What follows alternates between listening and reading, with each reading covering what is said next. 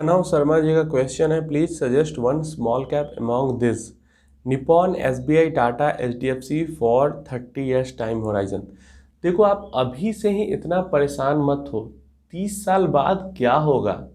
जो फंड्स अभी परफॉर्म कर रहे हैं इतने अच्छे, 30 साल बाद इतने अच्छे परफॉर्म नहीं करेंगे।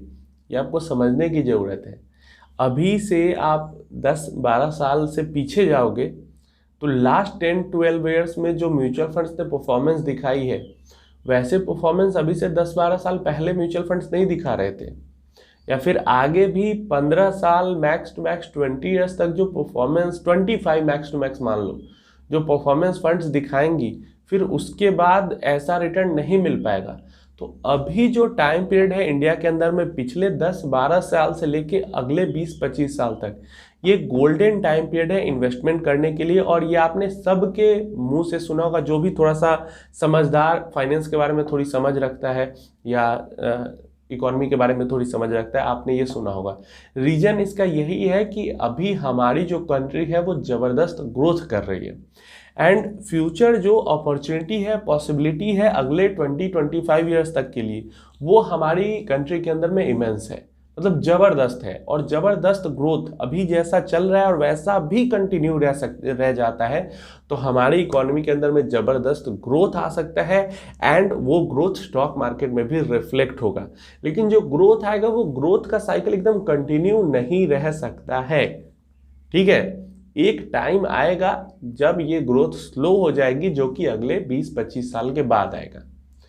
और वहाँ पे जब ग्रोथ स्लो हो जाएगी, जो फंड्स हैं या फिर स्टॉक मार्केट जो रिटर्न्स हैं वो भी थोड़ी स्लो हो जाएंगे।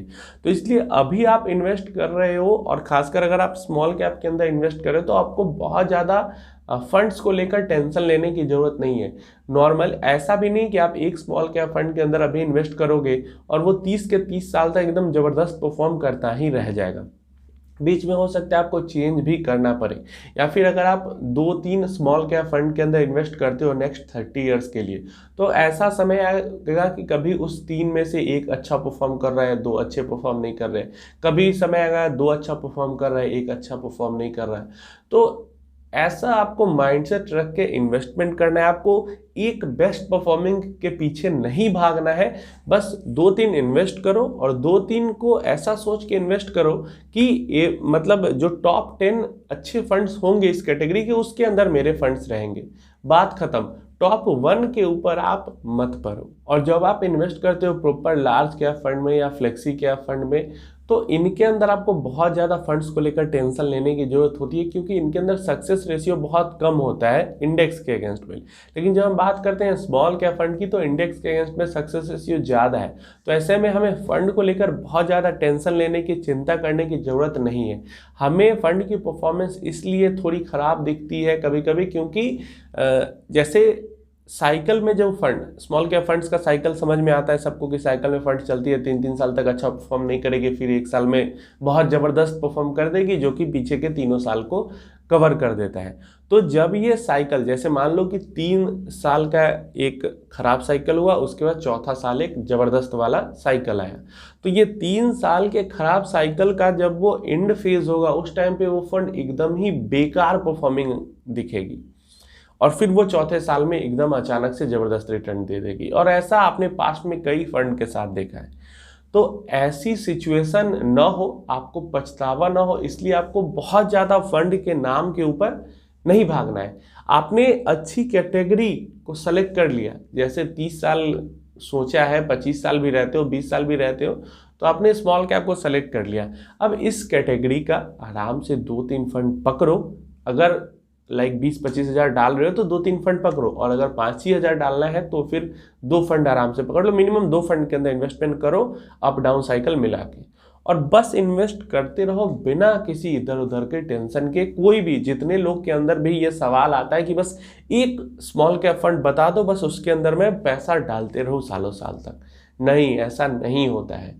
आपको वो एक फंड हमेशा ही बेस्ट परफॉर्मिंग फंड कभी दिखेगा ही नहीं। कभी तो समय आएगा कि वो फंड आपको लगेगा कि ये अच्छा नहीं कर रहा है, तो वैसे में आपको होल्ड करना पड़ेगा उस फंड के अंदर, वेट करना पड़ेगा। और ऐसे में आप अगर ऐसा माइंडसेट रहेगा कि मुझे बस एक ज़बरदस्त फंड बता दो, तो उस टाइम पे आप होल्ड नहीं कर पाओगे। तो इसलिए आपको ज़बरदस्त फंड के ऊपर नहीं भागना है, ज़बरदस्त कैटेगरी आपने सेलेक्ट कर ली है, अब इसके अंदर आपको बस इन्वेस्टेड रहना है लंबे समय तक। उम्मीद है माइंडसेट क्लियर हो गया। आपको इस माइंडसेट के साथ इन्वेस्ट करना है कि लंबे समय तक बने रहना है, और ऐसे में फंड का अप साइकिल डाउन साइकिल आ सकता है।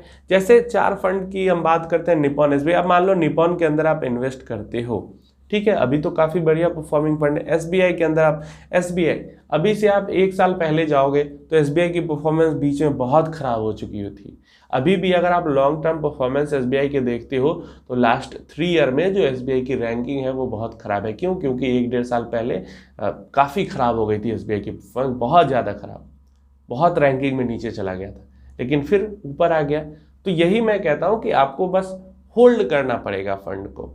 जैसे एसबीआई है, बहुत सारे लोग होंगे जो एसबीआई को, जो कि एक्टिवली देखते रहते हैं म्यूचुअल फंड को, एसबीआई को 10 महीने पहले, 12 महीने पहले एग्जिट कर चुके होंगे एसबीआई स्मॉल कैप फंड को।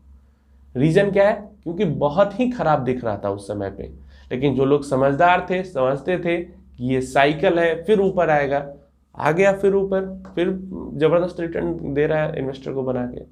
तो बस यही चीज है कि एक स्मॉल कैप फंड के पीछे जो आप भाग रहे हो उसके पीछे मत भागो, बस इन्वेस्ट करो एंड पेशेंस के साथ उसको होल्ड करो और डिसिप्लिन के साथ इन्वेस्ट करो। बात खत्म, इससे ज़्यादा कुछ भी दिमाग लगाने की जरूरत नहीं।